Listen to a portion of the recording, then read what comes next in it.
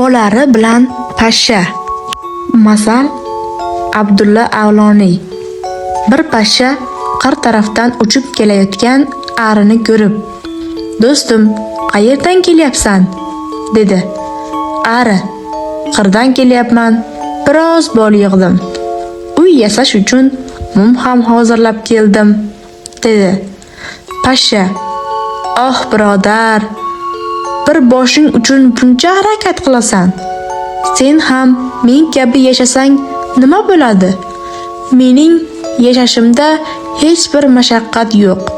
Insonlar hozirlagan dasturxonlardan har xil taomlarni yeb-ichib umr o'tkazaman. Ba'zi vaqtlarda sen tayyorlagan boldan ham to'ygunimcha yeyman. Mana, yashamoq mana. Umr kechirish uchun olamda bundan ham yaxshi turmush bo'ladimi?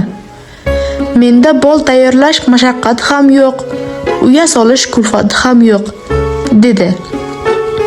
Ari bu so'zlarga javoban shunday dedi: "Oh, do'stim, sening bunday turmushing o'z boshingdan beri kelmasin. Mashaqqatsiz taomda lazzat bo'ladimi?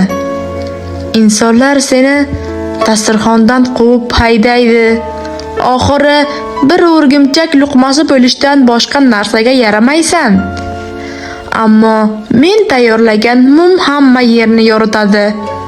Bolim dunyoning hamma yerida maqbuldir. Shu sababli insonlar meni o'zlari tarbiya qiladilar. Har yerda meni maqtaydilar. Qo'y, birodar, mening ishim ko'p. Sen bilan behuda so'zlashib turishga vaqtim yo'q." Ari shunday deb uchib ketdi.